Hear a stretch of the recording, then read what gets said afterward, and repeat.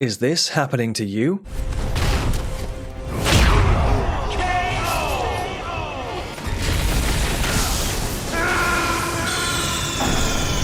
Then you're in the right place for video game training.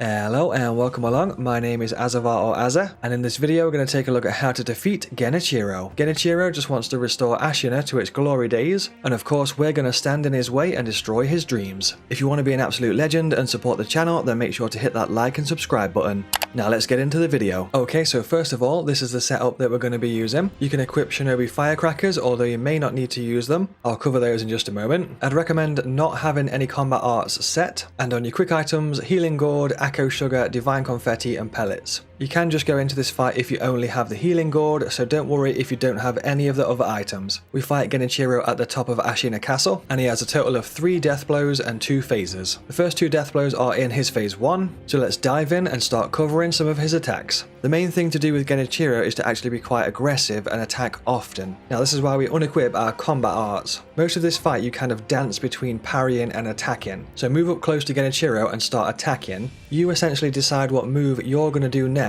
depending on how he reacts to your attack. So what that means is if you attack him and he does a parry, you'll know when he's parried your attack because you'll see the orange sparks come off the swords. That means that you should parry his incoming attack. So if he parries you, he's always going to follow that up with a quick attack that you then need to parry. A lot of the other attacks you can just keep attacking him. So if he tries to draw an arrow and shoot you, you can just attack and it will actually interrupt his bow and arrow attack, and then just keep on attacking him until he parries you back. The reason that we unequip the combat arts is because we're dancing very quickly between parrying, blocking and attacking. So sometimes what can happen by mistake is you press block and attack at the same time, which will trigger you to use your combat arts. And to be fair, you don't really need to use combat arts in this fight at all. So it works out a lot safer if you just unequip it. There are a few attacks that Genichiro does where you cannot continue to attack and you will have to react differently, which I'll cover next. If he jumps up in the air, you want to dodge to your left or your right side, whichever is more comfortable for you. And you can generally follow this up with 1 or 2 attacks. If you've dodged enough to the left or to the right, it will usually cancel his perilous attack. After he lands, if you're too close to the front of Genichiro, he will then do a perilous attack, which can either be a spin around horizontal attack or a forward jab. If it's the forward jab and you're in front of him, you can press Mikiri counter to get some extra posture damage in. If he does the spin around horizontal attack, you'll have to jump to avoid the attack. You can actually press jump again whilst in the air to jump on his head to do some more posture damage. But if you've dodged enough to the left or to the right out of his way, it usually cancels him using the perilous attack.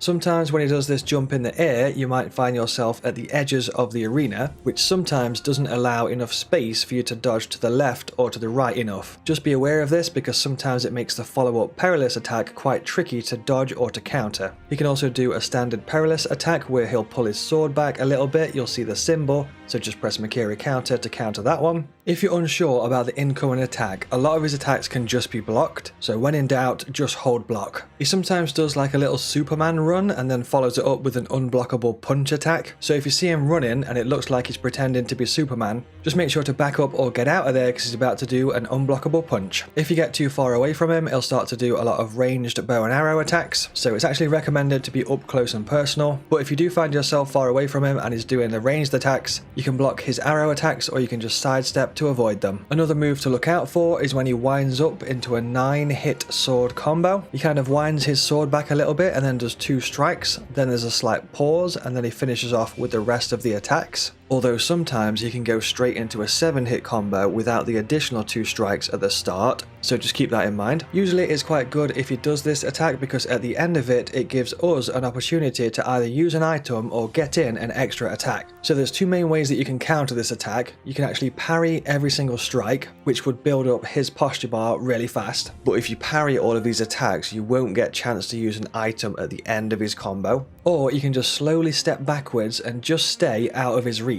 You can also hold down block whilst you're stepping backwards to restore your posture. At the end of his combo, he always finishes that with an upward strike. As he's doing this upward strike, it will always give you an opportunity to use an item. So if you need to heal, then heal. If you want to use something else like an Akko sugar or a divine confetti, then use that. Or if you don't want to use an item, you can actually just hold down attack to do a forward jab. And if you time it right, you'll always get the forward jab just as he's finishing his upward swipe. If you do it a little bit too late, he'll parry it, and if you do it too early, he'll catch you with his sword. So you might need a little bit of practice to get the timing right on this one. Just be aware that if you get too far away from him whilst he's in the middle of this combo, he'll actually stop doing the combo and shoot you with his bow and arrow instead. So this is why we stay relatively close to him, but just out of reach. Another little trick to look out for is if you're up close and personal with Genichiro, getting in your attacks, sometimes you might do a quick backstep. A lot of the time after he's done this quick backstep, he'll follow that up by jumping in the air and then shooting you 5 times with his arrows. So if you do see this animation, just be prepared to parry or block the incoming arrows. He can also do a move where he kind of runs to your character's right a little bit and then kind of runs across you and does a perilous attack. So if you see him quickly run to your character's right, he's probably going to run across you and do this perilous. To avoid that, you can either jump over him and attack from above, or you can run backwards and run round and then attack him from the side. The choice is yours. After you've got the second death blow, it's going to move on to the next phase of the fight. This is when he becomes Genichiro, Way of Tomoe.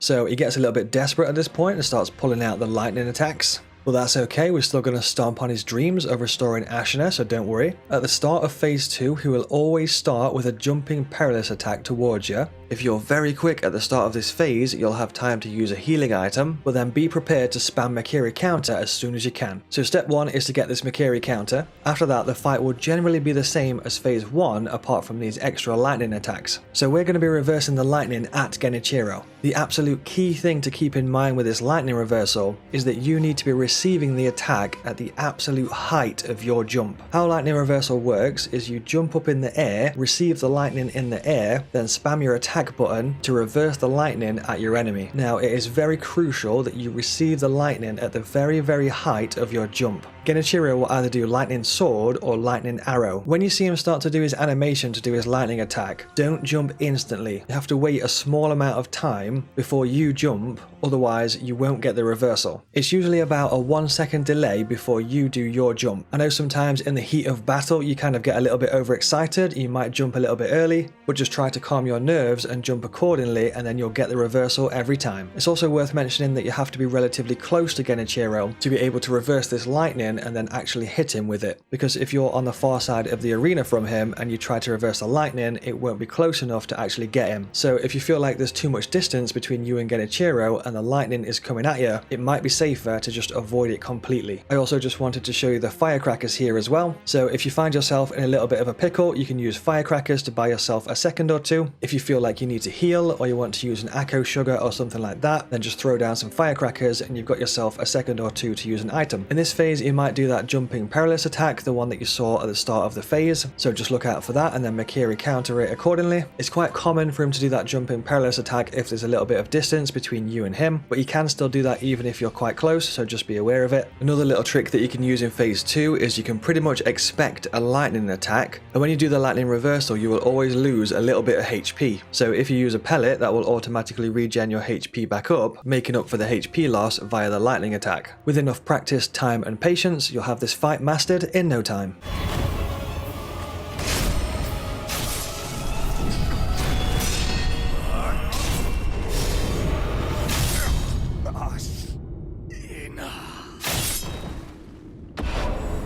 I have an important question for you. Do you enjoy video games? Yes? Well, so do I. It'd be really cool if you want to connect with me on any of the socials or platforms. Everything is Azzavhar. I've got loads of video game content on TikTok, loads of video game content here on YouTube. You can stay in touch with me on Twitter, and of course we do gaming live streams over on Twitch TV as well. If you want to stay in touch and chat with myself, you can join the Azzavhar Army Discord, and we've got more people in the Discord that are also massively passionate about video games. So yeah, hopefully we'll see you on one of those platforms or in the Discord. I've got loads more video game boss guides and video game guides on this channel, so feel free to go and check those out. These videos do take a lot of time and effort to create, so what would be really cool is if you do give this video a like. That's what will send this video out into the YouTube universe, ultimately allowing me to continue to content create and to content create more often. Thank you so much for watching, and until next time, take care.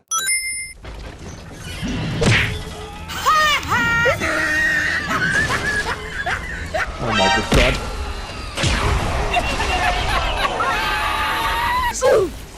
What?